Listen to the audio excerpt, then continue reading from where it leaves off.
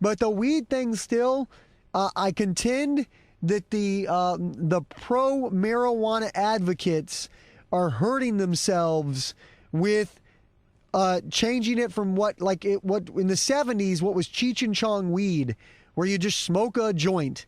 Now they're making these edibles and this dabs. And I was hearing about these edibles. Even people that are pro weed are like, hey man, you don't want to take too many edibles. That'll really freak you out. Hey, I don't want to have. They're like, the edibles is really a problem that is going to hurt. I believe this with all my core. I believe there are going to be issues with people who take too many edibles or smoke too much dabs, and then it fucks with them in a bad way, and they're either going to get sick or they're going to get in the hospital or something, and that is going to ruin this legal weed movement. All the weed fans should stand with me on this and fight the people who are doing all this crazy shit. It's not the same as doing like too much acid.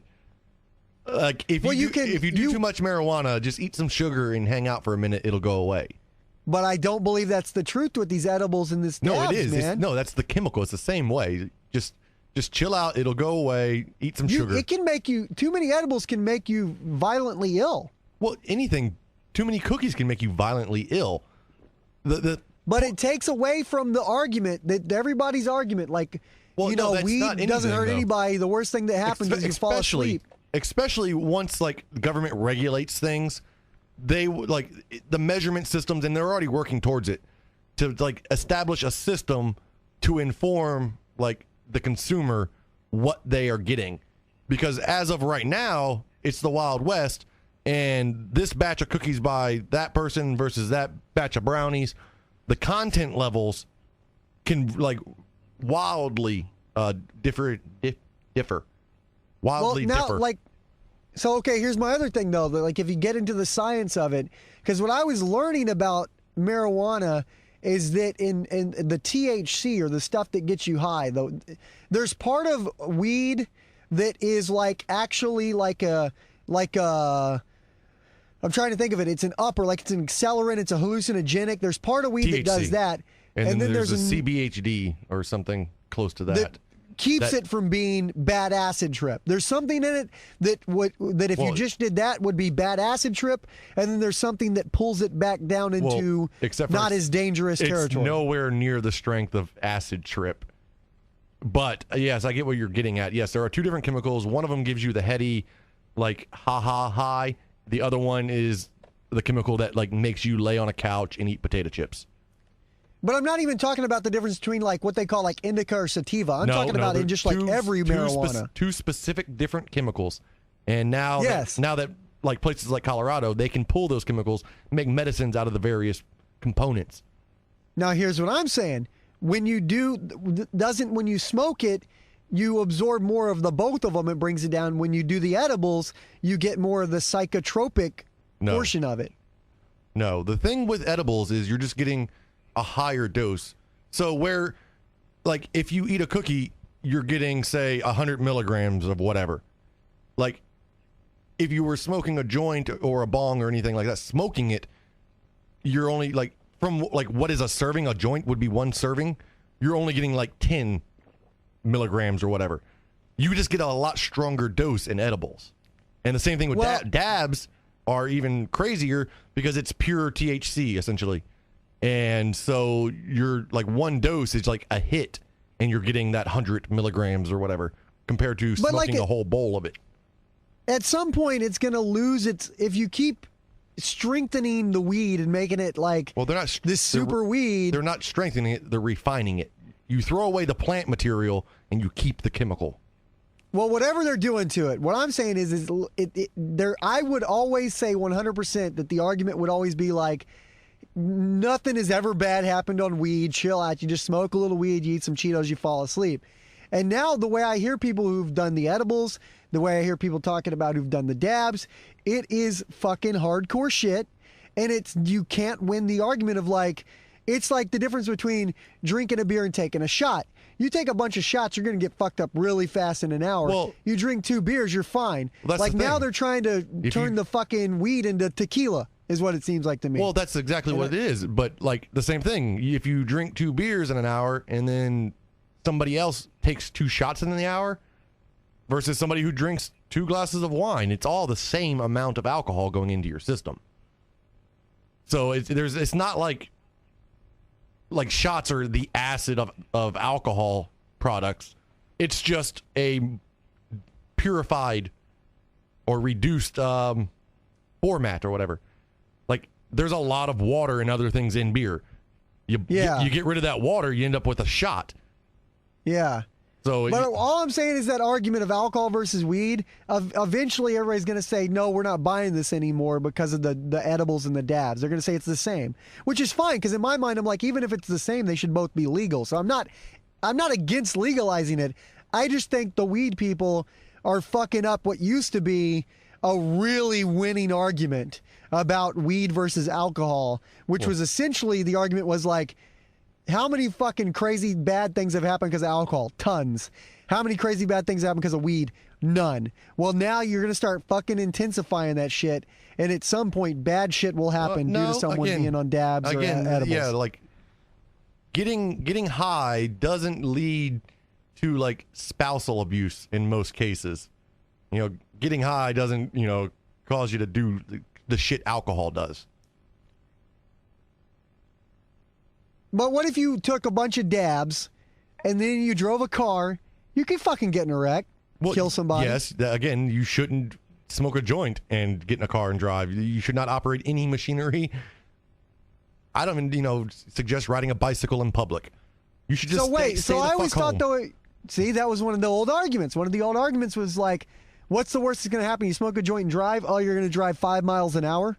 No. That used to be the argument. No, that's now not. You'd that's fucking not do good. dabs. You're going to drive 96 on the way home and kill a family. Nope. Again, it's not on speed. The fucking dabs. You're starting to sound a lot like Chris Christie here. I'm so pissed at the edibles and dabs. What? Why? I think they're Why do you fucking take this up crazy weed. stance? Like, I think they're fucking up weed. I think they're fucking up weed. For all the people who want to see it legalized nationwide and believe that it's a fucking, should be a legal product, all it's going to take is, it's like the Spirit Airlines thing. I told you, if Spirit Airlines has one crash, their business model's fucked. One person kills someone, even accidentally, due to being too high from an edibles or a dabs, because they can't control their intake, it's going to ruin the spread of legal weed. You're making this disconnect as though it is something different. You can just sit around and smoke a lot of weed and get the same effect. It takes longer. It's not like it's a different thing. It probably takes so much longer, though, that certain amounts of it wear off as you're getting, it's like keeping a buzz for an hour. Well, that's it, though. I mean, it's not a different thing. It's not like cocaine versus crack, which are 2 distinctly different effects. That's how I see it. As weed is weed, and dabs and edibles are the crack. Yeah, but that is weed. That is a distinctively different thing. Whereas it's a different way of taking in a higher concentration. It's not like smoking a joint is going to affect you the same way dabs are. But I mean, the thing is that you have to smoke like 4 joints to get to where 1 dab or 1 cookie gets you. Exactly. And you can smoke 4 joints. It'll smoke 4 joints, take you an hour to do smoke the equivalent of dabs. You could probably do it in 10 minutes. Okay. And then you go. Your argument is we should ban dabs shots for an hour longer. I mean, that's your argument. Is like let's the people who take shots are giving people that drink beer a bad name. Well, I think binge drinkers fuck up alcohol for a lot of people. But the thing about alcohol is, like, the difference is this. Alcohol, for whatever reason, and I still don't know why, culturally, you could have, I don't know, you could probably have 100 drunk drivers kill somebody a day, which might even be the stats. I don't even know the exact stats of how many drunk drivers kill people daily, but it's probably crazy, staggering, to the point that we should all go like, maybe we should fucking get rid of alcohol. But we don't, because culturally, it is our drug of choice. We accept it. It's fine. But with weed, it's got a lot of, to get it legalized nationwide, it's got a much higher hill to climb. And you've got to get a lot of people who don't smoke weed to say, I don't see the big deal. They're making a mountain out of a molehill. 30 people. And to get those 30 people a day drunk driving? Yep. That's fucking crazy. See, that's fucking insane. So, like, but that's 30 people a day isn't enough for, but if you had one person die, I'm telling you right now, if one person smoked weed and killed somebody in Colorado, do you know that would be all over CNN? It would be all over fucking Fox News. They would beat the shit out of that story to the fucking ground to make sure that people were scared of weed again, like that whole reefer madness thing. So we gotta, if you want it to be legalized, you gotta realize you're facing a PR battle here. You're facing a PR battle. So fucking get the weed legal first, and then try to get the fucking shit, the crazy shit legal. But just don't The fucking crazy shit is the same shit, though. I'm just telling you, these people are getting carried away too early. They're getting a bit of a strut in their step, and they fucking are gonna fuck it up. I just truly believe this. Well, what you're trying to say is, like, if we were trying to legalize alcohol, is don't break out the shots yet. Don't get the beer bongs. No beer bongs. Keep that shit hidden in the closet.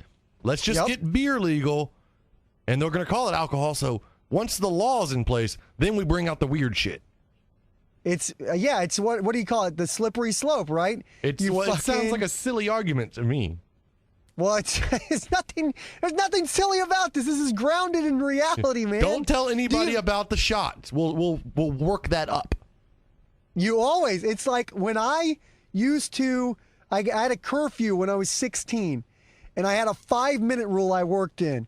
Is like at first it was midnight, so I would show up for 2-3 weeks at 12:05, 12:10.